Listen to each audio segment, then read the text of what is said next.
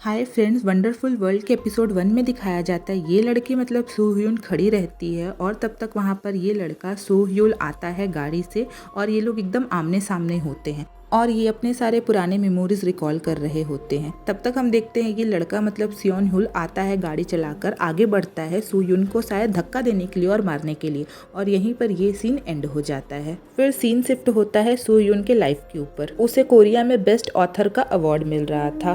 फिर हम देखते हैं कि उसको 4 मिसकैरेज के बाद फाइनली जाकर एक बेबी होता है और वो लोग बहुत हैप्पी होते हैं, वो और उसका पति। और फिर सीन शिफ्ट होता है जहाँ पर दिखाया जाता है उसका बेबी बड़ा हो गया है और वो लोग बहुत ही हैप्पी फैमिली है। वो लोग साथ में खेलते हैं, घूमते हैं और बहुत ही मजे करते हैं। और फिर एक रात उसका हस्बैंड आता है और उसको ईयरिंग देके प्रपोज करता है और साथ में वो लोग बहुत ही क्वालिटी टाइम स्पेंड करते हैं। फिर दूसरे सीन में दिखाया जाता है सू ह्यून अपने बहन के साथ जा रही होती है एयरपोर्ट एक बिजनेस ट्रिप के लिए और अपने जिंदगी में वो बहुत खुश होती है और बहुत सेटिस्फाइड होती है। बहन एज अ सेक्रेटरी उसका सारा काम मैनेज करती थी। वो अपने बहन को कहती है तुम बहुत ज़्यादा काम का लोड लेती हो, जाओ थोड़ा डेट वेट करो लोगों को। और वो अपनी बहन का फ़ोन स्विच ऑफ कर देती है और कहती है कोई भी फ़ोन आए तो रिसीव मत करना, और वो एयरपोर्ट की तरफ बढ़ जाती है। और इधर सू ह्यून का पति बैठकर घर पर न्यूज़ देख रहा होता है मोबाइल में, और वो खुद एक जर्नलिस्ट होता है और वो कोरिया के मेयर किम जून के बारे में कोई न्यूज़ छापना चाहते थे, बट उसका बॉस कहता है कि नहीं, ये बहुत कंट्रोवर्शियल टॉपिक हो जाएगा क्योंकि वो अब प्रेसिडेंट बनने वाले हैं।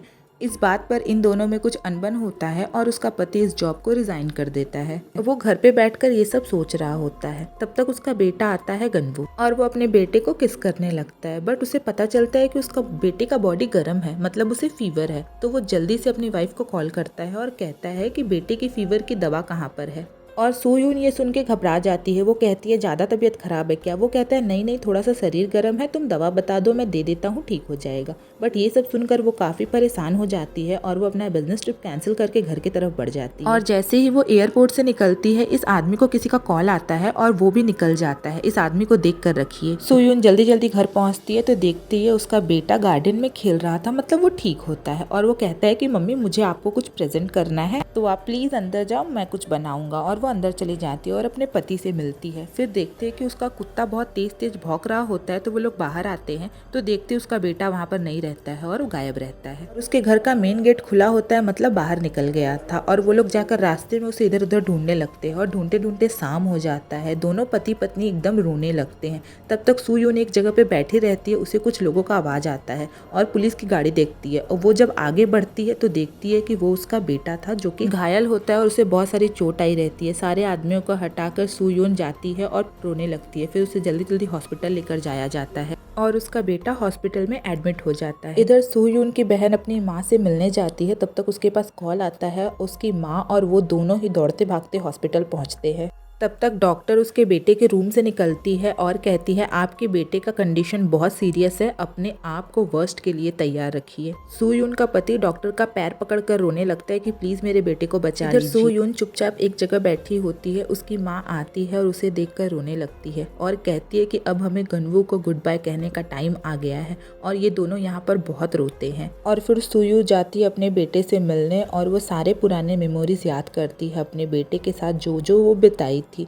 वो जाती है और अपने बेटे का नाखून काटने लगती है। उसे जैसे भरोसा ही नहीं हो रहा था कि उसका बेटा अब उसे छोड़कर चला जाएगा। वो सिर्फ पुराने सारे बातें याद कर रही थी, अपने बेटे के साथ बिताया हुआ पल। और तब तक हम देखते हैं जो मशीन हार्ट बीट दिखाता है वो मशीन में लाइन पूरी सीधी हो जाती है और उसके पति को ये बात पता चलता है और दोनों ही आकर बहुत बुरी तरीके से रोते हैं। और नेक्स्ट सीन में दिखाया जाता है कि गनवू का अंतिम संस्कार हो रहा है। सारे लोग वहाँ पर आए हैं और उसका कब्र खोदा जा रहा है और सब लोग वहाँ पर खड़े हैं, रो रहे हैं।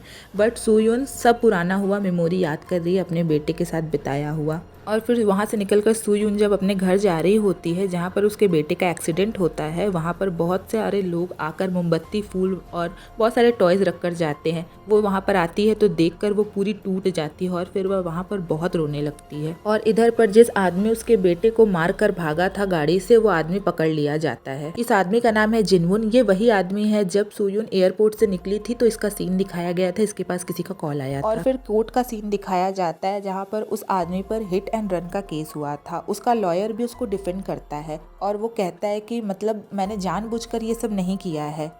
और फिर सूयुन को बुलाया जाता है कि आपका बेटा मेन गेट से बाहर कैसे निकला, क्या आपने जब एयरपोर्ट से आया था तो गेट बंद किया था। फिर वो याद करती है और उसे कुछ ढंग से याद नहीं आता है और वो कहती है कि मुझे याद नहीं है। और फिर उसी से पूछा जाने लगता है कि आप इतनी लापरवाह कैसे हो सकती है। और यही सब लेकर उस दिन कोई भी डिसीजन नहीं होता है और फाइनल हियरिंग की डेट दे दी जाती है। और इधर पे हम देखते हैं कि सूयुन की हालत जैसे एकदम पागलों वाली हो गई है। वो कहती है अपने मन में कि मैं रोज अब मरने की विश करती हूँ। फिर डेट आती है फाइनल हियरिंग की। और फाइनल हियरिंग में ये फैसला आता है कि जो आदमी मारकर भागा था उसके बच्चे को वो कोई जानबूझकर नहीं किया था और वो इस बात से बहुत शर्मिंदा है और बहुत सॉफ्ट है। ये सब देखते हुए इस आदमी को सिर्फ 2.5 साल का सजा होती है। और ये सब सुनकर उसका पति बिल्कुल बौखला जाता है और वो कोर्ट में ही लड़ने लगता है कि तुमने एक 6 साल के बच्चे की जान ले ली है, ये कहाँ का न्याय हो रहा है।